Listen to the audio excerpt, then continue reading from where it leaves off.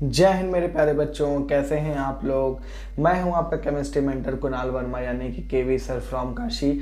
आज हम electron affinity का वेरिएशन देखेंगे ग्रुप में और पीरियड में कि किस प्रकार से लेफ्ट से राइट घटता बढ़ता है या ऊपर से नीचे टॉप से बॉटम ग्रुप में क्या होता है इसका। तो चलिए सबसे पहले हम पीरियड में देखते हैं। देखिए इन जनरल पीरियड में लेफ्ट से राइट क्या होता है, साइज जो होता है घटता है। क्लियर है। तो लेफ्ट से राइट इन जनरल की अगर हम बात करें तो इलेक्ट्रॉन एफिनिटी बढ़ता है, क्योंकि साइज जैसे जैसे छोटा होगा इफेक्टिव न्यूक्लियर चार्ज बढ़ेगा और इलेक्ट्रॉन लेने की टेंडेंसी बढ़ेगी। बट ध्यान रखना, मैं पहले ही बता दे रहा हूँ, ग्रुप मतलब यहाँ पे जो पीरियड में सेकेंड और थर्ड की मैं बात करूंगा, डिस्कस करूंगा, काफ़ी ज़्यादा क्या है इसमें वेरिएशन है। तो आप इस बात का ध्यान रखेंगे कि आपको वेरिएशन के साथ चीज़ें याद करनी पड़ेंगी। ठीक है। हाँ, हालांकि मैं कुछ जैसे कि एक दो चीज़ों का बीच बीच बताते जाऊंगा कि हाँ अच्छा ये कारण है, तो थोड़ा सा आपको याद करने में मदद मिलेगा। फिर भी आपको याद तो करना ही पड़ेगा। और अगर एक दो जैसे अगर आप कुछ वैलिड रीज़न के साथ याद करते हैं तो धीरे धीरे जैसे दो तीन जगह अगर आप ऐसे याद कर लिए किसी पीरियड में तो धीरे धीरे वो पूरा ऑर्डर आपको तैयार हो जाएगा। ठीक है। तो जैसे अपने सेकेंड पीरियड में लिथियम से लेकर सोडियम नियॉन तक होता है, जिसमें से नियॉन का साइज सबसे बड़ा होता है। फिर उसके बाद लिथियम से फ्लोरीन तक साइज घटता है, ये तो सबको पता है। वंडर वॉल रेडियस होता है नियॉन में। अब देखो नियॉन जो है वो P6 यानी कि एक तो नोबल गैस है। बेरिलियम क्या है, फुल फील्ड है H2। नाइट्रोजन क्या है, P3 है। तो एक बात तो ध्यान रखनी, हम लिखवाए थे इलेक्ट्रॉन एफिनिटी के फर्स्ट लेक्चर में कि जिसके पास स्टेबल कन्फिग्रेशन होता है उसका इलेक्ट्रॉन एफिनिटी बहुत ज़्यादा कम होता है, या ना के बराबर एंडोथर्मिक उनके इलेक्ट्रॉन लेने की इच्छा होती ही नहीं। ठीक है ना। फिर भी अगर इन तीनों में एक जनरल आपको ऑर्डर लगाना हो, मतलब कि ये तो तय है कि नियॉन, बेरिलियम और कार्बन नाइट्रोजन, इन आठों में इन तीनों को सबसे पीछे रखना है। बात समझ में आ रही है। इन तीनों को सबसे पीछे रखना है। उसमें भी सबसे पीछे कौन आएगा, जो नोबल गैस है। उसमें भी सबसे पीछे कौन आएगा, जो नोबल गैस है। तो नियॉन सबसे पीछे आ जाता है। ठीक है। फिर भी उसके बाद आप एक काम करें, देखो हाफ फील्ड और फुल फील्ड में हाफ फील्ड मतलब फुल फील्ड ज़्यादा स्टेबल होता है, तो हाफ फील्ड वाले की थोड़ी सी टेंडेंसी ज़्यादा होती है। क्लियर है। तो नियॉन, बेरिलियम और नाइट्रोजन की बात करें तो इसमें सबसे पीछे तो नियॉन आ जाएगा, क्योंकि नोबल गैस है, ये फुल फील्ड है। अगर हम 1% की बात करें तो 1% बेरिलियम की ज़्यादा इच्छा होगी नियॉन से, उससे 1-2% ज़्यादा नाइट्रोजन की होगी। बट ये इन तीनों की इतनी कम टेंडेंसी है कि ये पूरे पीरियड में सबसे पीछे आएंगे। उसके बाद हमको साइज का सहारा लेना है, और साइज में भी क्योंकि फ्लोरीन सबसे छोटा है, ठीक, तो वो सबसे आगे आ गया।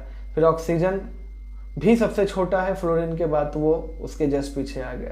फिर इसके बाद नंबर आ जाएगा किसका, कार्बन का। अब हमारे पास 2 एलिमेंट बचे हैं। ठीक है। तो देखो जो मैं बोल रहा हूँ उसके सहारे आप ऐसे ऐसे याद करेंगे। जैसे ये तीनों सबसे पीछे, उसमें सबसे पीछे कौन, नोबल गैस, उससे थोड़ा सा इच्छा ज़्यादा होगा किसका, फुल फील्ड का। उससे थोड़ा सा इच्छा किसका ज़्यादा होगा, हाफ फील्ड का। तो ये तीनों याद हो गया। उसके बाद क्लोरीन, ऑक्सीजन और कार्बन में कोई दिक्कत नहीं है। ठीक है ना। अब इसके बाद नंबर आता है लिथियम और बोरॉन का। वैसे तो देखो लिथियम से ज़्यादा छोटा होता है बेरिलियम, तो बोरॉन, तो बोरॉन का इलेक्ट्रॉन एफिनिटी होना चाहिए लिथियम से ज़्यादा, बट ऐसा नहीं है। ध्यान से समझना, लिथियम जो है वो S1 कन्फिग्रेशन रखता है। ठीक है ना, S1 कन्फिग्रेशन रखता है। बोरॉन जो है वो P1 रखता है। बात समझ में आ रही है, कितना रखता है, P1। अब इसके बाद क्या है, अगर बोरॉन को अगर हम एक इलेक्ट्रॉन देंगे तो वो P1 से P2 हो जाएगा। लिथियम को एक इलेक्ट्रॉन देंगे तो वो S1 से क्या बन जाएगा, S2 बन जाएगा।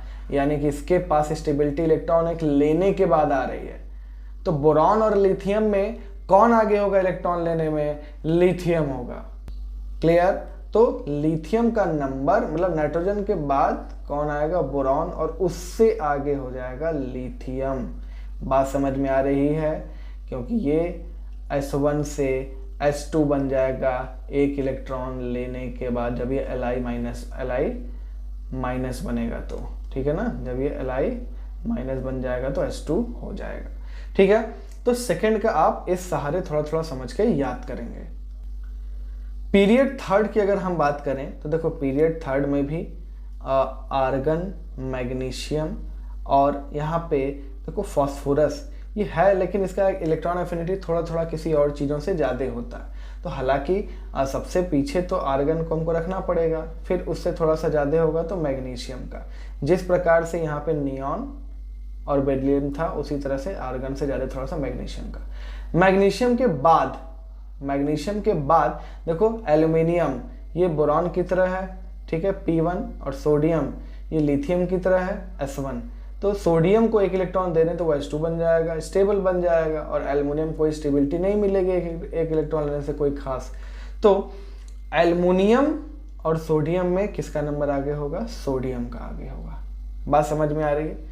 इसके बाद देखो यहाँ पे थोड़ा सा देखो रैंडम है। फास्फोरस जो है, जैसे वहाँ नाइट्रोजन था, फास्फोरस यहाँ पे नहीं है। फास्फोरस की टेंडेंसी है थोड़ी इलेक्ट्रॉन लेने की, ठीक है। तो सोडियम के बाद किसका नंबर आ जाएगा? उसके बाद आ जाएगा फास्फोरस। फास्फोरस से ज़्यादा ही सिलिकॉन का रहेगा, क्योंकि यहाँ पे देखो नाइट्रोजन से ज़्यादा ही कार्बन का है, तो फास्फोरस से ज़्यादा सिलिकॉन का हो जाएगा, ठीक। और उसके बाद जैसे ऑक्सीजन से ज़्यादा फ्लोरीन है, तो सल्फर से ज़्यादा क्लोरीन का हो जाएगा। तो यहाँ कोई दिक्कत नहीं है, ठीक। लेकिन फिर भी ये ऑर्डर आपको याद होना चाहिए, बहुत ही ज़्यादा इंपॉर्टेंट क्वेश्चन इससे बन सकता है। क्लियर है? इसको नोट करिए, फिर हम आगे बढ़ते हैं। चलिए अब बात करते हैं ग्रुप में। देखो ग्रुप में ऊपर से नीचे क्या होता है, जैसे ये है, फिर ये साइज बढ़ा, फिर ये साइज बढ़ा, ये साइज क्या होता जा रहा है? बढ़ते जा रहा है। तो साइज के बढ़ने की वजह से इलेक्ट्रॉन आसानी से उतना ऐड नहीं हो पाएगा, क्योंकि न्यूक्लियस इस पर फोर्स ऑफ अट्रैक्शन कम लगा रहा होगा। सो इन जनरल अगर हम बात करें टॉप से बॉटम, तो इलेक्ट्रॉन एफिनिटी डिक्रीज करता है due to increase in size. But एक बात ध्यान रखना है, पी ब्लॉक में ध्यान रखना है। उसमें से भी मेनली ग्रुप नंबर 15, 16 और 17 में याद रखना है क्या कि इलेक्ट्रॉन एफिनिटी थर्ड वाले पीरियड का इलेक्ट्रॉन एफिनिटी सेकेंड वाले से ज़्यादा होता है। बात समझ में आ रही है? जैसे यहाँ पे क्लोरीन और फ्लोरीन जो है सेकेंड पीरियड का है, क्लोरीन थर्ड का है। ऑक्सीजन सेकेंड पीरियड का है, सल्फर थर्ड पीरियड का है। तो सल्फर का ऑक्सीजन से ज़्यादा, क्लोरीन का फ्लोरीन से ज़्यादा, सेकेंड पीरियड से ज़्यादा थर्ड पीरियड का होता है। ऐसा क्यों होता है? क्योंकि इनका साइज छोटा तो है। अब सोचोगे सर छोटा है तो आराम से इलेक्ट्रॉन ले लेना चाहिए, लेकिन वो हद से ज़्यादा छोटा है, एक्सेप्शनली स्मॉल।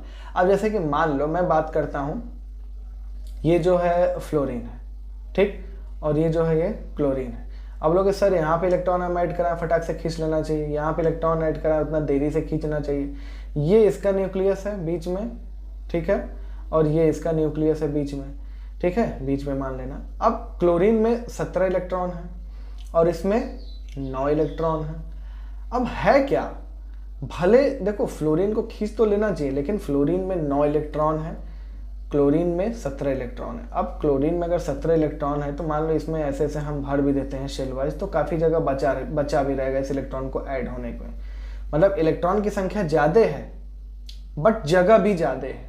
इलेक्ट्रॉन की संख्या ज़्यादा है बट जगह भी ज़्यादा है, ठीक।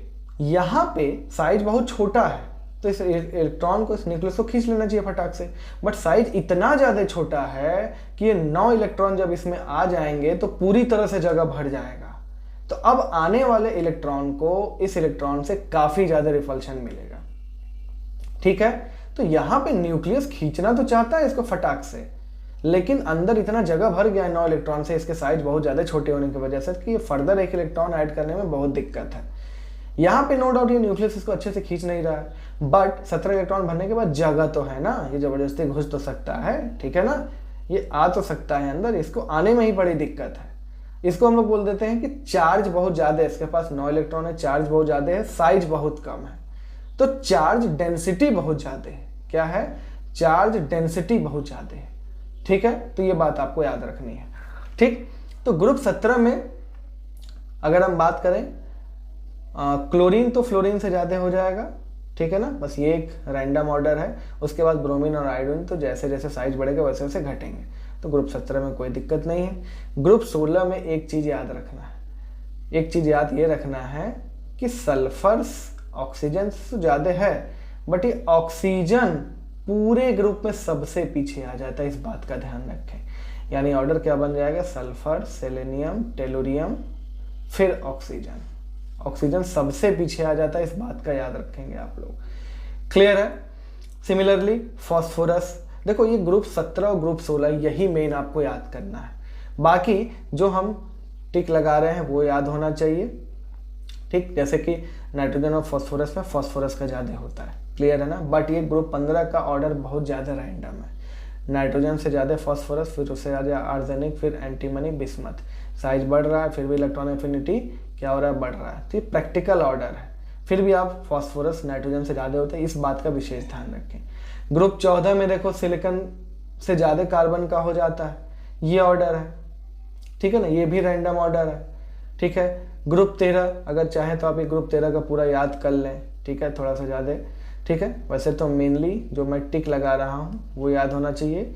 ग्रुप 17 और ग्रुप 16 पूरा याद होना चाहिए। ग्रुप 15 का, ठीक है ना, 14 का और 13 का अगर आप याद कर सकें तो ये आपके लिए बेनिफिशियल होगा, ठीक है ना।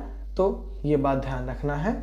और तो एक बात बताओ, यहाँ पे ध्यान रख लो, सबसे छोटा सबसे राइट साइड वाला होता है यानी हेलोजेंस, ठीक। और उसमें भी सबसे छोटा कौन है, फ्लोरीन, बट वो सेकेंड पीरियड का है। और उससे नीचे आता है क्लोरीन।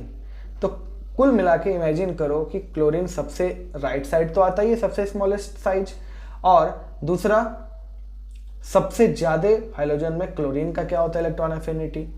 तो पूरे पीरियोडिक टेबल में सबसे ज्यादा क्या हो जाएगा, इलेक्ट्रॉन एफिनिटी क्लोरीन का हो जाएगा। ध्यान रखना, ये बात याद रखना कि क्लोरीन का इलेक्ट्रॉन एफिनिटी सबसे ज्यादा। और इन जनरल हैलोजेंस का highest negative electron gain enthalpy होता है, मतलब पूरे हैलोजेंस का मोस्ट इलेक्ट्रॉन एफिनिटी होगा इन अ पीरियड। बात समझ में आ रही है।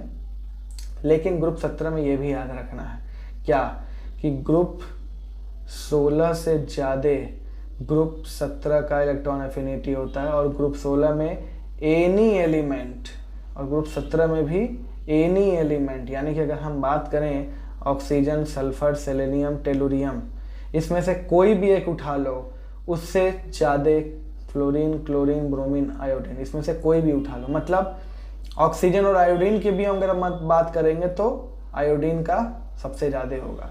सल्फर और आयोडीन में आयोडीन का सबसे ज़्यादा, सेलेनियम या टेलुरियम में उठा लें और आयोडीन, तो आयोडीन का ज़्यादा होगा इलेक्ट्रॉन एफिनिटी। तो ग्रुप 17 के किसी भी मेंबर से ग्रुप 16 का किसी भी मेंबर का इलेक्ट्रॉन एफिनिटी कम होता है, इस बात का ध्यान रखेंगे आप लोग। क्लियर है। चलिए अब एक दो क्वेश्चन हम देख लेते हैं, फिर लेक्चर को खत्म करते हैं।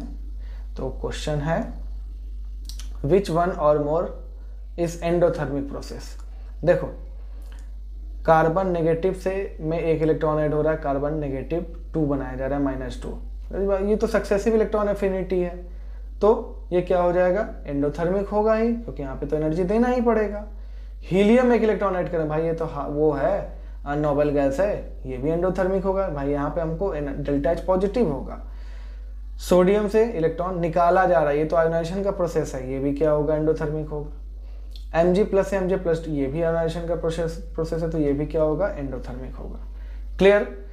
Which have minimum electron affinity, chlorine, nitrogen, hydrogen, phosphorus. देखो क्लोरीन का तो सबसे ज़्यादा होता है, तो मिनिमम की तो कोई बात ही नहीं है, तो ये ऑप्शन करेक्ट नहीं होगा।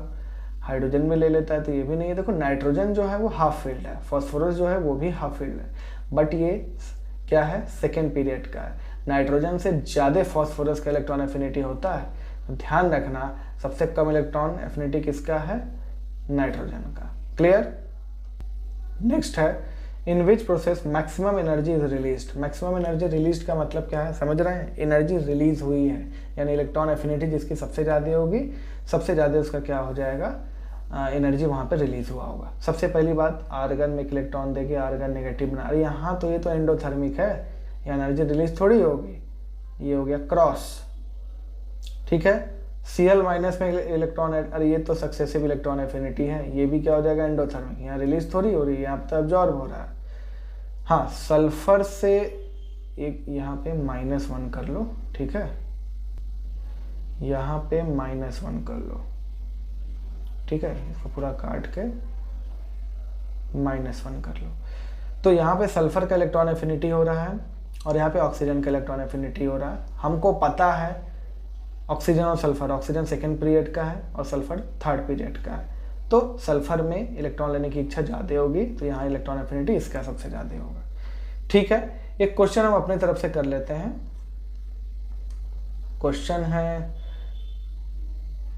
अरेंज